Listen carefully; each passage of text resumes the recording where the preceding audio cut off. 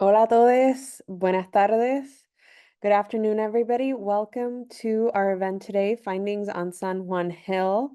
My name is Cristel Jusino Diaz. I'm Centro's Director of Research Programs, and I am so excited to be here today to introduce my fellow researchers, members of the Data Hub team that are going to be telling everybody about a very long-running project that we've had here at the Data Hub, which is thinking about urban renewal and the displacement of Puerto Ricans in Lincoln Square. The presentation today is based on a report that was very recently released that you can find on our website and on this project page, which I am dropping in the chat for everybody to see. And, our team members will give more background on how this project came to be. I also want to let everybody know that there is an accompanying exhibit to this report, Afterlives of San Juan Hill, which is currently up on display at the Silberman School of Social Work and will be up until October 15th. So if you haven't had a chance to come look at our exhibit and learn more about the lives of the community that lived in Lincoln Square in the 1950s, please stop by and take a look at the exhibit, read our report. And now I'm super happy to introduce you to Dr. Laura Colón Meléndez, Jorge Soldevila Irizarry, and Damaira Figueroa Lazu, who will tell you more about this research project. Damaira, you can. Hi, everyone. So in 2021, coinciding with the release of Spielberg's version of West Side Story, the Lincoln Center of Performing Arts began its Legacies of San Juan Hill initiative. As part of that project, the Lincoln Center of Performing Arts gave Centro Data Hub first access to about 2,100 digitized site occupation records pertaining to 165 distinct addresses within the site of what would become the city's premier performing center.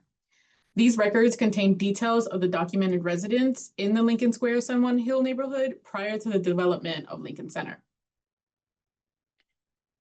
In this presentation, we will showcase what we found out about the community at the Lincoln Square site from analyzing these site occupation records, as well as think about who really benefits from these urban renewal projects when working class families are displaced for what is called the public good.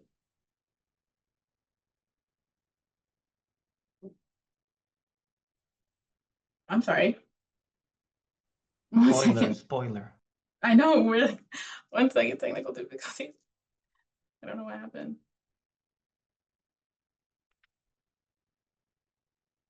Ignore all that. Oh, okay.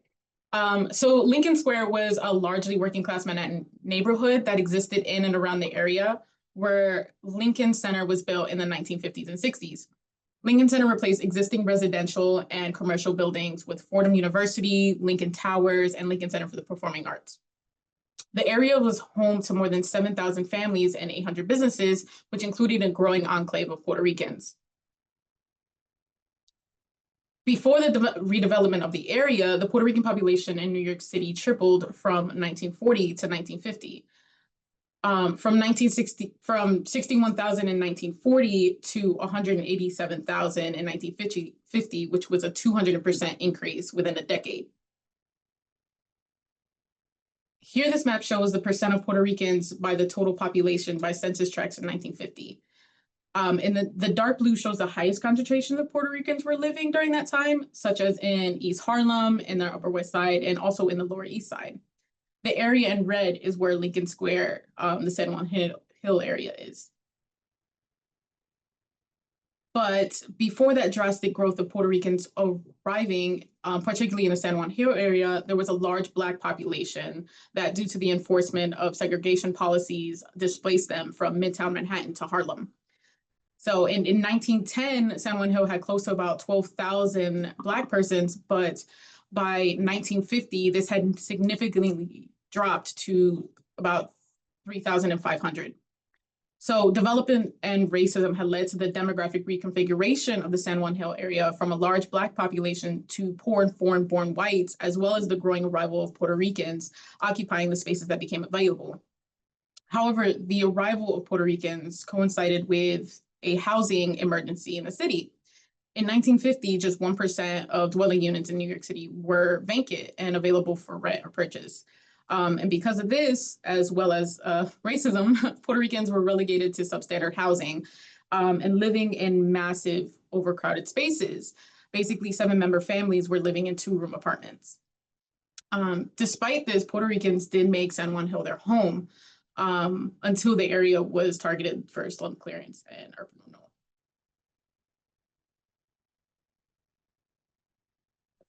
Well, thank you, Damaira, for that introduction. I want to expand upon urban renewal before delving into Lincoln Square and the Lincoln Center for the Performing Arts a little bit more. Title I of the Federal Housing Act of 1949 empowered local governments to use eminent domain to raise blighted areas, whatever that was, with little federal oversight. Local governments would liaise with local interests like real estate developers, philanthropists, nonprofit organizations, etc., to plan and execute urban renewal projects. Many local officials saw urban renewal projects as opportunities to change land use patterns to favor middle-class residents that they wanted to retain in cities. At this time in the US, many cities were experiencing white flight to suburbia. Many areas that were designated as slums had been subject to chronic disinvestment, as many had been redlined. Jorge will speak more about this later. In practice, urban renewal projects in New York City around the time displaced many working class, low-income Black and Puerto Rican families from their homes and destroyed their communities. In 1963, James Baldwin referred to urban renewal as quote-unquote Negro removal. An estimated 2,500 neighborhoods just to quantify the impact of urban renewal, the majority of which were Black American communities, were bulldozed across 993 cities in the US between 1950 and 1974. In New York City alone, by 1956, over 15,000 people had been displaced by Title I urban renewal projects. More than half of these 15,000 displaced were Black or Puerto Rican. One of the most well-known urban renewal projects in New York City was the Lincoln Square Urban Renewal Project. Here's a map from the Lincoln Square Preliminary Project Report that outlines the physical extent and location of the Lincoln Square project. Slum clearance in the area of San Juan Hill precedes the Federal Housing Act of 1949. In the 1940s, part of San Juan Hill was razed to build the Amsterdam houses, which is shown right there, right beneath that inverted L. And this led to the displacement of a predominantly Black community. The Lincoln Center for the Performing Arts obtained the deed to a site bound by West 65th Street to the north, West 60th Street to the south, Columbus Avenue to the east, and Amsterdam Avenue to the west. The Lincoln Center for the Performing Arts was one of many private sponsors, of several private sponsors of the Lincoln Square Urban Renewal Project. The site area for the Lincoln Center for the Performing Arts is highlighted there in orange. Other sponsors of the Lincoln Square Urban Renewal Project included Fordham University and moderate income housing real estate developers. The Lincoln Center for the Performing Arts incorporated as a nonprofit in 1956. In early 1958, when it was clear they would receive the plot of land for their future site, they hired real estate company Braceland, Porter & Wheelock to manage the relocation process of tenants at the site. So what was this relocation process like? What did it entail? Here we're showing you the front of one of these site occupation records, but first I want to talk a little bit about BPW, which is what we refer to when we talk about Braceland, Porter & Wheelock. So BPW Inc. was hired by the Lincoln Center for the Performing Arts to manage the relocation process at the site. And this consisted of encouraging site tenants to move so as to meet demolition schedules, maintaining normal building services because people were still living there while the demolition was going on around, and demolishing structures once vacant. To help tenants move out, BPW established a listing service that helped tenants find suitable housing. They also helped prepare applications for public housing projects, and they offered relocation bonuses for tenants who self-relocated to suitable housing. From the front of the site occupation records shown here, they were supposed to capture rent, employment information, family composition information, and family relocation plan data. The back of the site occupation records shown on this slide were supposed to document information pertaining to the tenants' relocation destinations, as well as on-site and relocated housing condition comparisons. Tenants were supposed to relocate to suitable housing according to the Federal Housing Act. Now, based on our examination, of 2,130 site occupation records, the data within the site occupation records was inconsistently collected or not collected at all. The records contained occluded information, like you saw in some of the previous slides. Some of this information was occluded to protect the privacy of tenants, some of which are alive today, and the privacy of interviewers. Race data was also occluded in the records, and in particular, it is unknown why race data or by whom occluded this information. There is a lot of missing data in these records, in particular in the section titled Housing Condition on Site and Relocated on the back of the cards. So less than half of the records have any field information in the bath and toilet facilities, cooking and refrigeration facilities, heat and hot water facilities section, as well as the apartment characteristics section, which compared on-site and relocated conditions. This information is sparser. That is, there are more missing values for relocated locations of tenants than for their on-site location. This stands in contrast to the section on appliances, where about half of the records had at least one check mark. And what we want you to keep in mind is that if an on-site apartment appliance was landlord owned, then they were now the property of LCPA and it could be sold.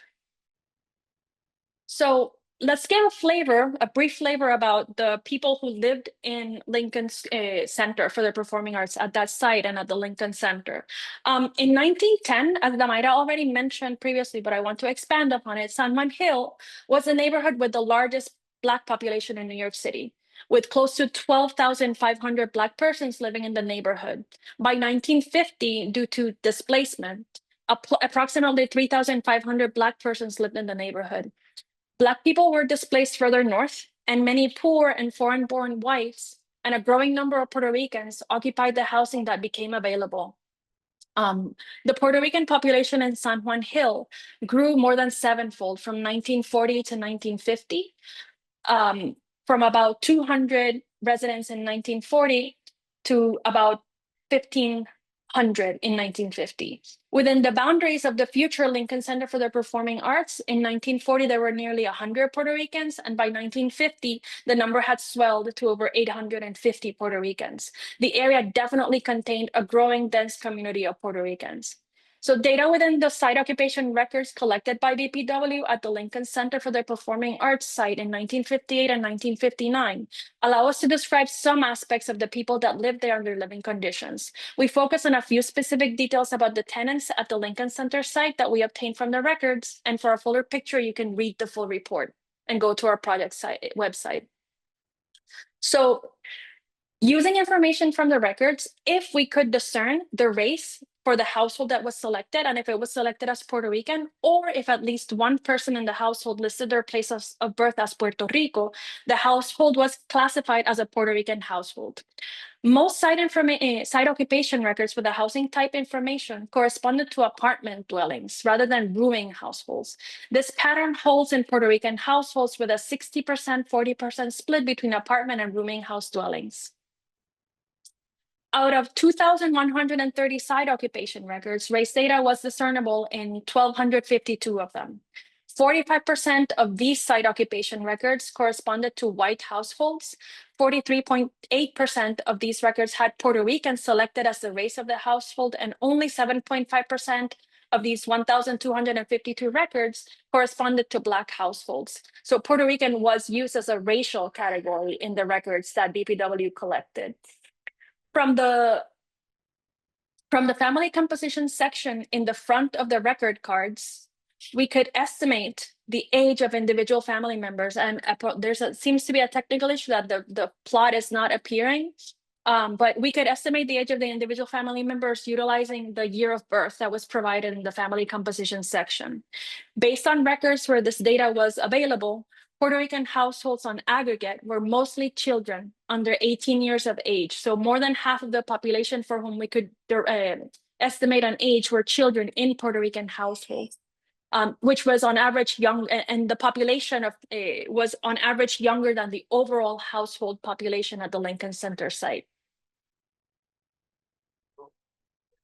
So the Puerto Rican population, something is going on with the integration here, but we will do as best as we can to explain. The Puerto Rican population at the Lincoln Center site was composed of relative newcomers to the city compared to the overall population. whereas half of the overall household had spent less than 12 years in the city. Half of the Puerto Rican households had spent less than 7 years in the city. So the Puerto Rican population at the Lincoln Center site was overall younger and had spent less time in the city, but tended to live in the same kinds of dwellings as the overall population. You can take a look at the report we created for this project, as well as the pamphlet created for our exhibition. Oh, I see that Damaira has popped up the images. So this is the image for the median years spent in the city. Can you show the race as well? Oh, I guess that, yeah. So this one showed, and then age, which was the one that was also missing. Here you can see that it's not appearing as well. Something is going on, but yeah, the Puerto Rican population, 53% of those individuals for whom we could get the information of age were children. So there was a younger population overall. You can take more look at the details by going to our project page. I now leave you with Jorge, who is going to delve deeper into details pertaining to the relocation of tenants. Thank you, Laura. We've sort of like what we've come to learn, and as Damaira and Laura were explaining the different aspects of the research that we've been doing, is that by the 1950s, San Juan Hill was a sprawling Puerto Rican community, but there are stark differences between the Puerto Rican population that was living in the area and the rest of the tenant space, right? And varying by race or like the overall composition of them, we see differences among them. And this is very important because research that has been done on urban renewal projects and the relocation of tenants after urban renewal has shown that tenants that were of particular racial compositions fared worse than the others.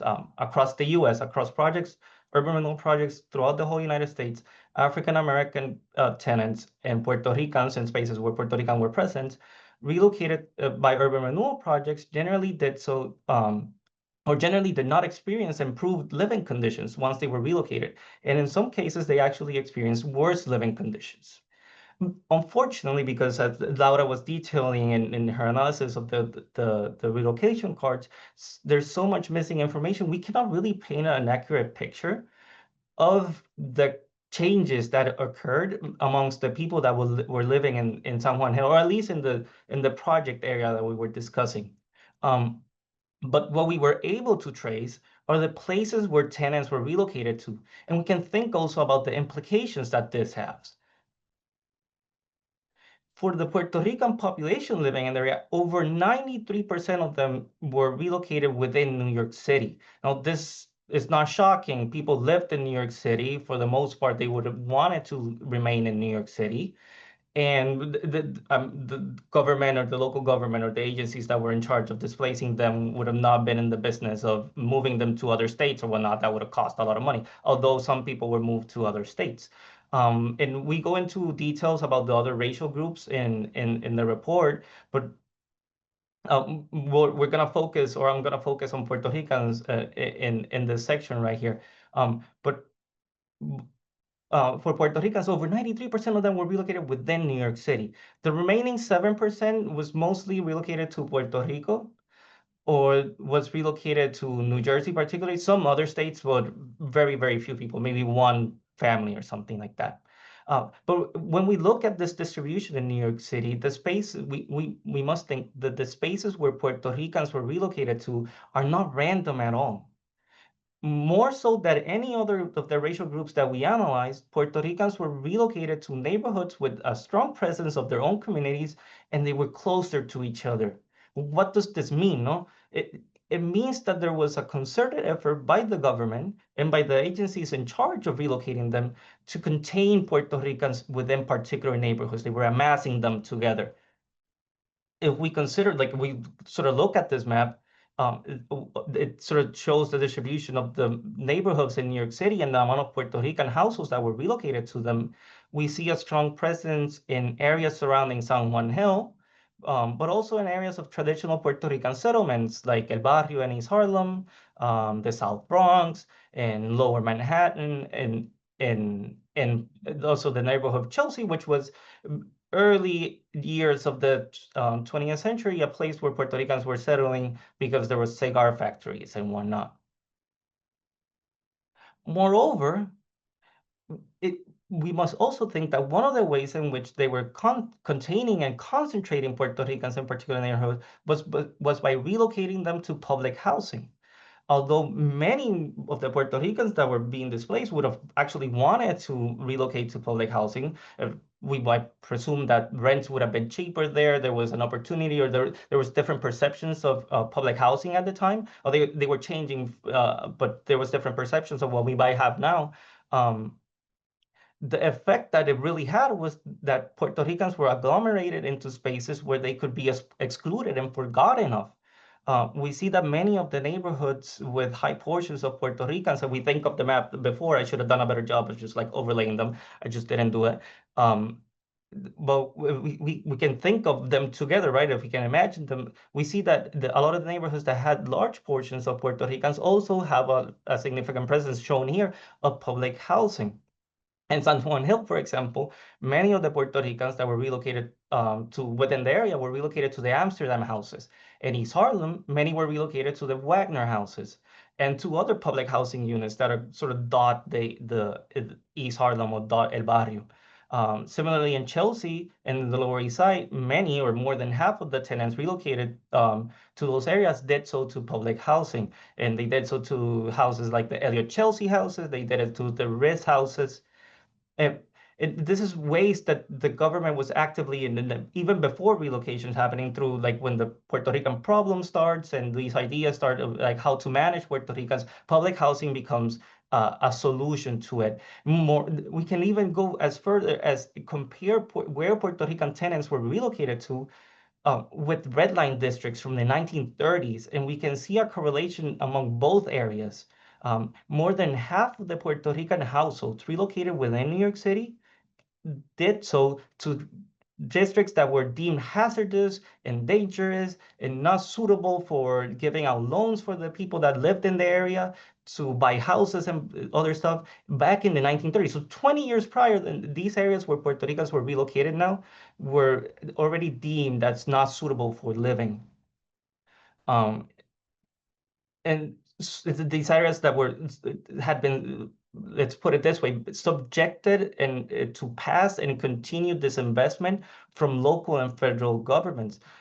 The Puerto Ricans that were living in San Juan Hill, this is something that we've come to find from our report, is that our project research in this is that Puerto Ricans from San Juan Hill were systematically displaced into public housing in already overcrowded Puerto Rican neighborhoods with deteriorating housing conditions, which would later become targets of urban renewal and other development projects. Urban renewal and the displacement of Puerto Ricans communities in New York City set forth a cycle of displacement within the city and other areas of where Puerto Ricans were present. For those that lived in San Juan Hill, many were displaced to areas that were later targets of urban renewal projects or future development projects. Displacement and affordable housing later became central issues of Puerto Rican political organization in New York City. The organizations like the Young Lords and Comité centered on issues of housing. And to this day, residents of areas where tenants were displaced to in 1958 are being asked again to bear the brunt of what, like in 1958, when they were thinking about constructing the Lincoln Center for Performing Arts, Fordham University, all this magnificent modern housing, to bear the brunt of what city officials still consider the public good, be it an extended subway crossing East Harlem, meant to improve transportation, or the fixing of senior houses in the Fulton Chelsea houses, the same Elliott Chelsea houses, there's the same complex.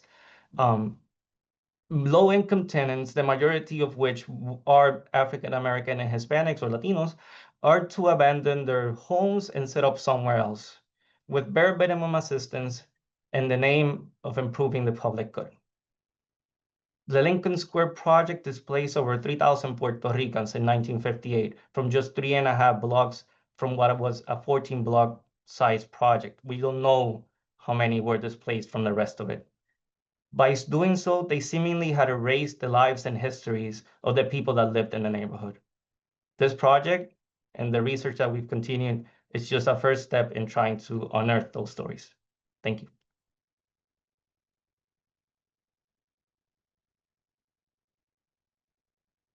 Thank you, everybody. It's really fascinating work. We'd love to get some questions from the audience.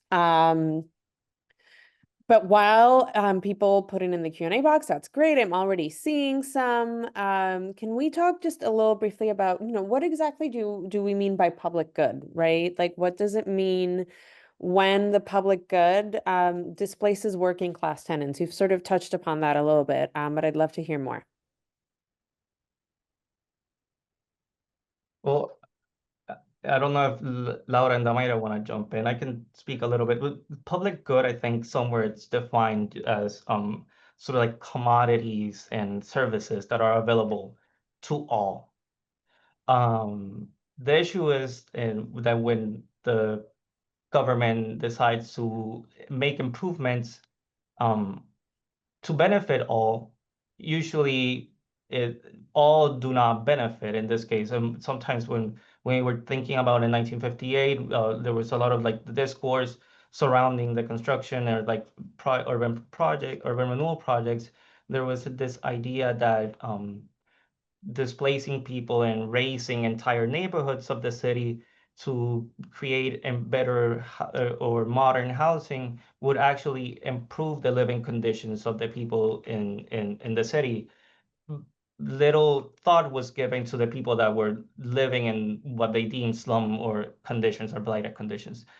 To this day, when we think of we were saying the example of the subway line being extended through East Harlem. Um, so East Harlem right now, the section past, for those of you who are New Yorkers who live in the city, you might be more related to, but it's like think there's I don't know how many blocks, but at least six or like four or five avenue area that includes a lot of public housing units. Um, it's a transportation desert. There's a couple buses, so people and the population there is like it has a number of conditions. There's been some news articles that reports like sort of like what are the conditions of the people that live there. So we have elderly people, most of them Hispanics and whatnot. Um, but the idea that the train line can be extended there would quote unquote benefit the people that live there and sort of like ease the stresses on other transportation lines. So it would like you have less crowding and in what is today the sixth line, and it improves conditions, et cetera, et cetera, et cetera, right? But the first reports that have come out in the newspaper says that, well, buildings need to be bought because construction of the tunnels need to happen that displaces people. And CENTRO recently, our own Dr. Carlos Vargas Ramos, published a small article in Rican Writings where he was talking about this subway line extension. And I'm pretty sure the exact figure is there. But if we think back, so the Q line, which is that Second Avenue subway line, first experienced an extension across the Upper East Side, so a little south of where East Harlem is located right now. And the rents in the years after the subway line construction was finished actually increased. I can't remember the exact amount by which they increased, but it saw an increase in rent. We can presume that the same things are going to happen to those people once the East Harlem line section is expanded, which evidently then would lead to like if you can't pay your rent, you must move. And then somebody would have to think of like would come up with the bright idea of like, oh, we can improve housing here, or like create a modern building, which again continues to displace and then starts the processes of gentrification and whatnot. Thank you, Jorge. I have two questions from the audience. Can you contextualize this wave of displacement against the redlining that also took place in New York City? It seems like this came shortly before redlining. The two end up working in concert with each other. And then we also have a question is, do we know why and where the Black population was displaced to after 1910? I don't know if anybody wants to take them on or address them. I don't mind, but I don't want to keep talking. I'll take the second question. You go for the development. Okay, so redlining really started in the 1930s, and it eventually led to a process in New York City and other urban environments called white flight. it facilitated, it deemed spaces in urban environments not suitable for living, and prevented so people who lived in those areas or wanted home loans could not get it. And then it also I'll take a step back. Redlining, what it essentially did, there's a book called The Color of Law, which sort of like really goes into a lot of detail about how the process came about. It essentially constrain African Americans and other minority urban dwellers into urban spaces with decaying housing, because these spaces were deemed unsuitable for the population in those areas, were deemed unsuitable to be given out loans. They were like, these people are at risk of for loaning, of not repaying their loans, et cetera, et cetera, et cetera. And that facilitated that white residents, which mostly lived in areas that were not designated as red line districts, to move into the suburbs and whatnot. What we have seen, and I'm not an expert on redlining in New York City, so I wouldn't, whatever I'm saying right now, or like the connections that I'm making, I'm trying to make as careful as possible. What we were able to see is that Puerto Ricans that were relocated, and a lot of the African American population that was relocated from San Juan Hill, and I don't think it's a jump to presume that in other urban renewal projects it was a similar process, that those people were relocated into areas that already had poor housing conditions.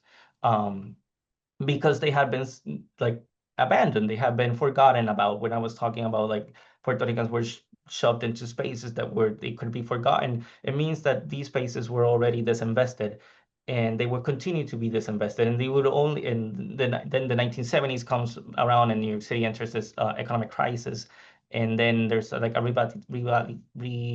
revitalization, however you pronounce the word, of the city, that also then tackles some of those areas and continues to displace a lot of people. How exactly did they work in concert with each other?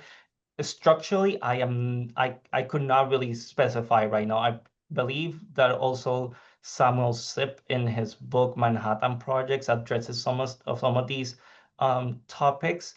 But what we've seen is that where they were displaced, like, sort of relates to red line districts. To what degree was this a concerted effort to actually place them in these districts? Of like, what effect have been redlined before have on urban?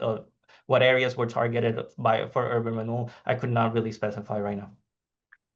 And one quick thing in the context of San Juan Hill, there were a lot of very tall 4 to 5 building apartment buildings, and this investment led the landlords to basically create smaller and smaller and smaller dwellings so that they could extract more rent from the people. So it was a downward spiral. When you don't lend money to a particular area, you basically create conditions that will lead to whatever you're calling like blight. So I'll answer the second question. Just going back to, like, they had asked, do we know why and where the Black population was displaced to after 1910? So I believe it was said early on in the presentation that they had been displaced to around Midtown Manhattan and Harlem. So basically, it's, even though redlining doesn't happen until the 1930s within the housing policies, we know that it still takes place by people practicing this, right? And development and racism go hand in hand in these people being displaced. So basically, it's just a cycle of displacement happening to the Black population, then being displaced to Midtown Manhattan and Harlem, by, I believe, the Amsterdam houses, for example, within the early 1940s. And then Puerto Ricans. So this is happening throughout New York City, and that reconfiguration of these areas. Thank you, Damaira. We have time for one more question. I wanted to ask Laura, you talk a little bit about the missing data, right? And how we struggled with that in this project. to be able to, you know, create this portrait of people living in the neighborhood. Can you, and, you know, we have about 5 minutes, so if anybody else wants to jump in, just talk more about like the importance of like standard data collection for this type of project. Like what really are we missing when this data isn't collected, or if it's not collected properly, right? Like what questions are we not able to answer? What information can't we have because of the care wasn't taken to gather this data the way it should have been? So it's evident from looking at the records that there was no agreement on how to collect the data. There were many different people who interviewed the tenants. When doing some research, we found that some of these were very young college males who were, summertime part-time workers.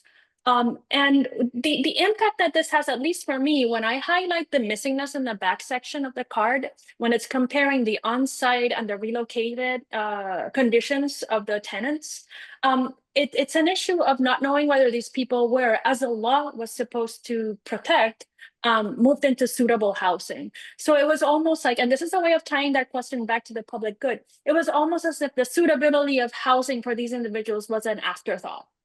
And the missingness shows a disregard for where do these people end up. So it actually shows that they were not part of this public that was imagined as part of this public good that would enjoy the modern bulwark post World War II, Cold War era New York City, and it also leads to now not being able to say, did these people actually move into areas that were taken care of? We have a hint, basically, at knowing that these areas were, as Ford had pointed out, already subject to disinvestment.